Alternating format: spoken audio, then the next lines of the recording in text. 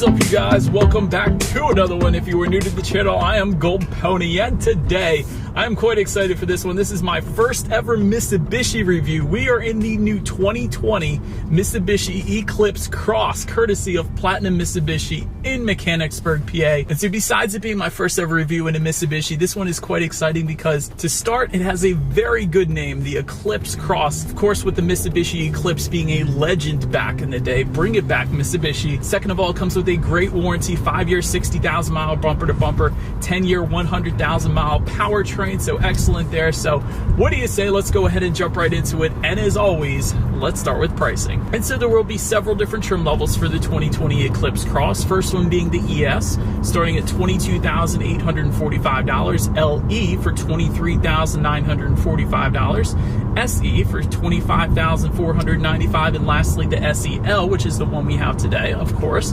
starting at $26,995. And of course, that was all actually pricing for the front-wheel drive variant. So if you wanted to go with the four-wheel drive variant, actually Mitsubishi calls it Super All-Wheel Control. I'll explain that in a second here, but that is going to add $1,600 to any of those prices I just gave you. So real quick, Super All-Wheel Control, what is that? It is not all-wheel drive, it is a four-wheel drive system, and it was originally specifically developed for the 2007 Lancer Evolution, and now is used on vehicles like the Outlander and the Eclipse Cross. If you guys know anything about the Lancer Evolution, you know that was Mitsubishi's rally car. Therefore, with that being a rally car, that all-wheel drive system had to be amazing, with it being raced in snow and dirt and things like that. So therefore, quite a nice four-wheel drive system to come with the Eclipse Cross. But so then when it comes to the power plant, powering this beast is a 1.5-liter turbocharged inline four-cylinder, putting out 152 horsepower at 5,500 RPM,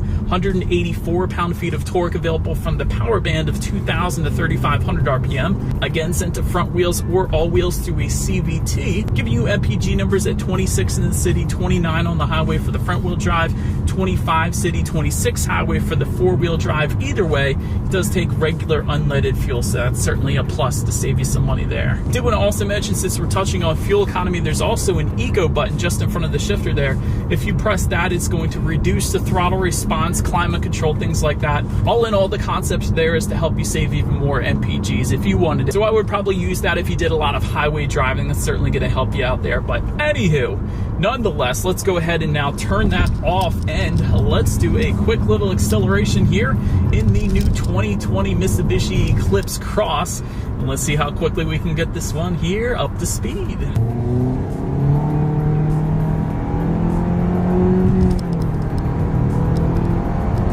So you can definitely tell it is a CVT. There was no real gear changes there because there aren't any. But one of the main things I was actually looking for was turbo lag, which I did not find, so that is a good thing. Overall power was pretty much as expected. Certainly not going to have any issues merging onto the highway. So for me, acceleration was just fine in the Eclipse Cross. But so then to go along with that, as always, braking is equally important. Up front, you're going to find 11.6-inch ventilated front discs. In the back, 11.9-inch solid rear discs. And overall, as far as the braking feel goes, I've had absolutely no issues today. So braking feel is quite nice. Touching on suspension and handling, up front you're going to get a McPherson strut front suspension with the stabilizer bar.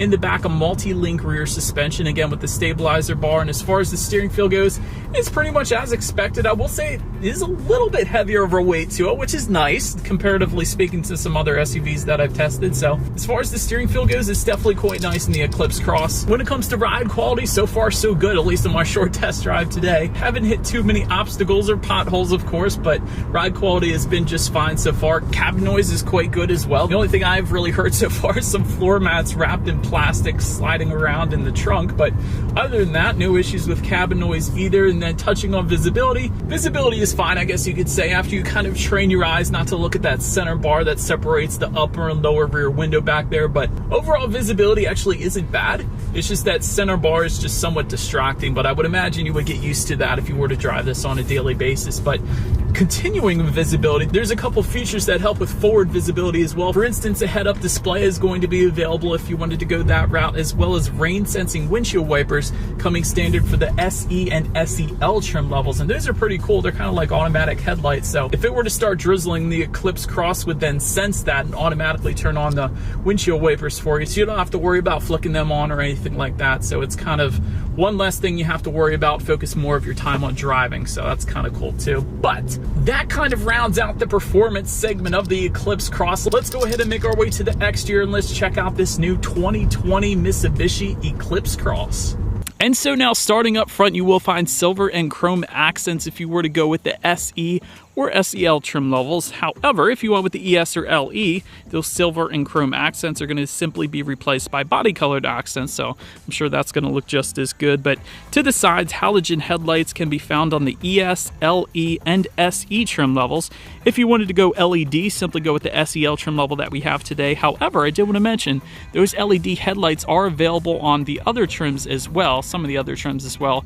So if you wanted to go with the lesser trim level but still wanted the LED headlights, you can go that route if you wanted to. Either way, automatic feature comes standard with the SE and SEL trim levels, meaning when it starts to get dark out, the headlights will turn on automatically for you there. It's always nice. Just below, fog lights standard on all trim levels. There's actually a lot of SUVs out there these days that make fog lights either an option or they're going to be standard on upper trim levels as opposed to all of them. So that's kind of nice that the Eclipse Cross did that. Also, LED daytime running lights also standard on every single trim level. But now, let's go ahead and make our way to the side of the Eclipse Cross here. Looking up, when it comes to those roof rails, they are actually optional on the SE and SEL trim levels.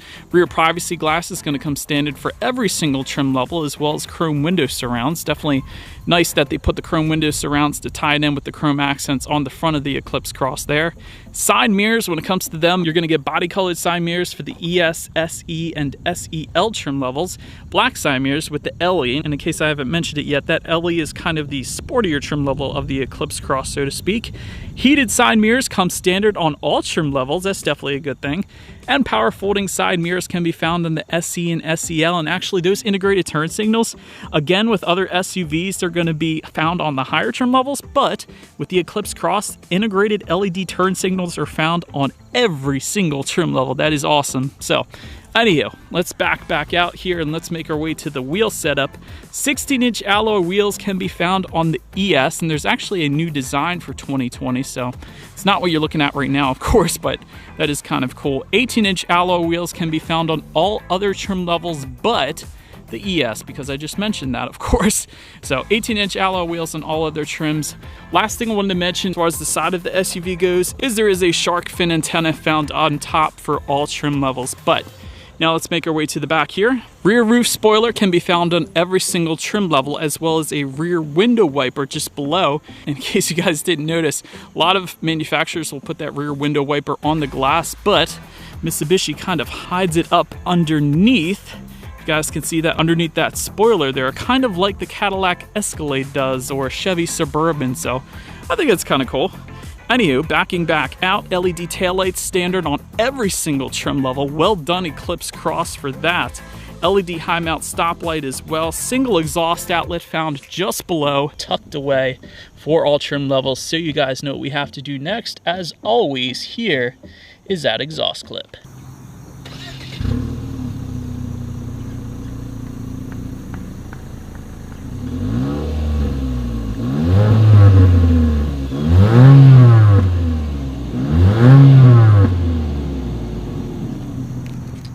So but now, since we are around back, when it comes to opening that rear hatch, they simply just lift up underneath, and that is how you're going to get that one open. But once opened up, cargo capacity is going to come in at 22.6 cubic feet.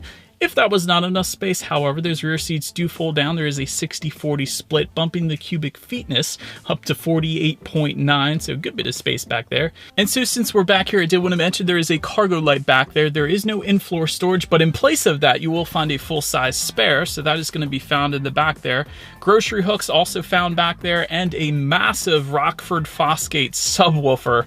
It is a beast. I kind of like how you can see it as well, so I can't wait to test out the sound system in a little bit here. Making our way to the back seats, rear legroom comes in at 35.3 inches. So for reference, I'm an even 6 feet tall. This is how much space I have back there.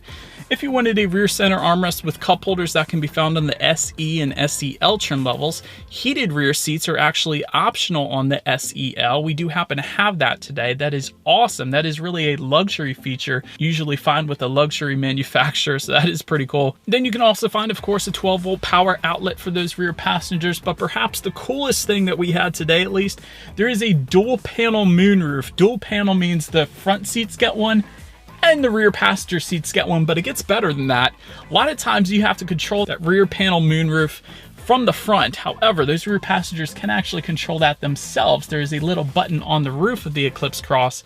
They can simply open that up or close it whenever they wanted to. So that's one of the coolest things for the rear passengers, at least. But let's make our way to the front seats. Manually adjustable seats come with the ES, LE, and SE trim levels. You will find an 8-way power adjustable driver's seat if you want with the SEL. Heated front seats are going to come standard for all trims but the ES.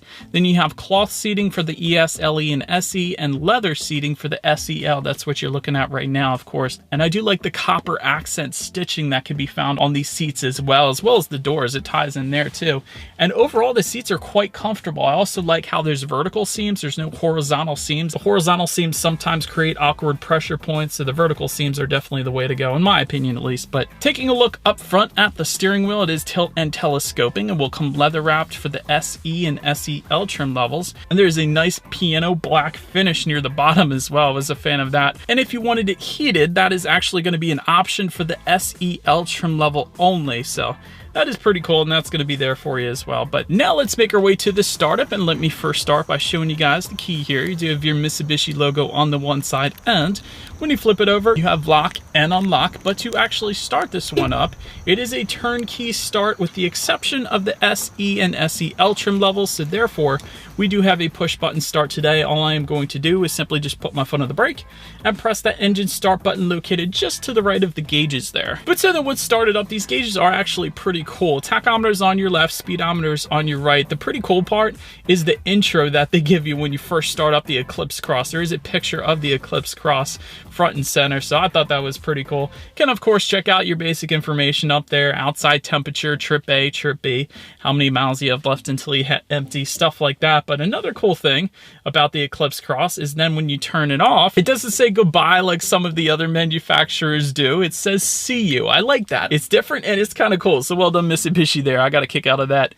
Overall interior quality, that dual pane panoramic sunroof I keep mentioning, it's optional on the SE and SEL trim levels. Dual zone climate control is going to come with the SE and SEL. You're going to find a black headliner with the SEL that we have today. Also pretty nice. As far as finishes go, you do have some silver plastic around the shifter that carries on to just above the glove box and the doors as well. I do kind of like the carbon fiber look around the window buttons on both the driver and passenger side doors. That looks pretty cool.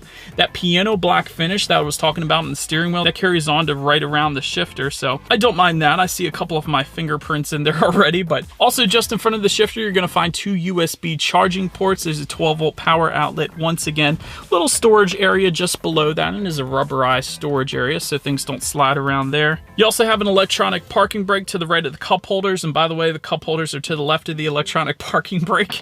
And just below that center armrest, you're going to find a pretty deep storage area, actually, with a little tray there, again with a carpet-like finish so things don't slide around once again. But overall, some pretty nice finishes there. So let's make our way to the tech display now. Front and center, you're going to get a 7-inch color touchscreen display for all trim levels. And if you went with the LE trim level and up, there's also going to be a touchpad controller just kind of directly to the back right-hand corner of the shifter. Touchpad controller, kind of like Lexus does, actually. It was pretty easy to use, honestly. I was playing around with that for a little bit, so I think I would still prefer the touchscreen, but that touchpad controller is kind of handy if you were to be driving so you don't have that long reach. So that's pretty cool that that's there. But either way, Bluetooth and audio streaming comes standard on all trim levels. Android Auto, Apple CarPlay, also all trims but the ES trim level. That's how you're going to get that. Also, you can check out your radio information, of course. And by the way, when it comes to the sound system, you will find 4 speakers for the ES and LE and 6 speakers for the SE and SEL. And there is actually an optional touring package that adds $2,100 that adds a Rockford Fosgate sound system with that massive subwoofer in the trunk. So what do you guys say? Let's go ahead and turn this Eclipse Cross back on, see what we got playing today, and let's test out the clarity of this one.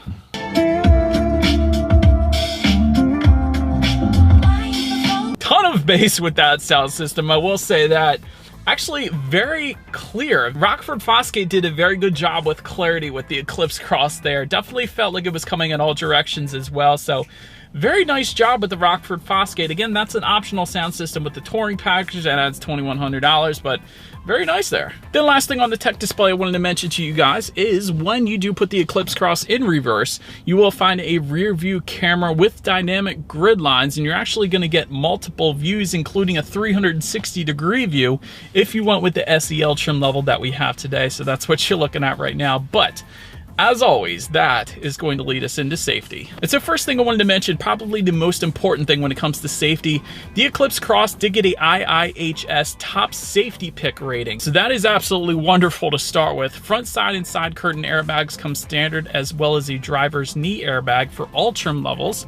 In the back, you're going to have latch, aka lower anchors and tethers for children for the rear car seats. Also rear child door locks back there, tire pressure monitoring system, that's all pretty basic stuff. But SE and SEL trim levels are also going to add an electronic parking brake with auto hold, blind spot warning with rear cross traffic alert, lane change assist, automatic high beams, forward collision mitigation with pedestrian detection, and lane departure warning. This is one of the cool things. I actually got it on film in this video. That was pretty cool, but the Eclipse Cross basically yells at you when you go over the lane a little bit, which is good. That means that's going to prevent you from getting into an accident, so I love that. Also, optional on the SEL if you wanted it, there is an adaptive cruise control system available there too. But anyways, that is about it for this one, you guys. Thank you so much for watching. Feel free to follow me on social media at the bottom of the screen if you like. Be sure to hit the subscribe button and the bell notification button if you're into new car reviews. That is what we do here on this channel. And thank you guys so much for stopping by, and I will see y'all in the next video. Stay gold.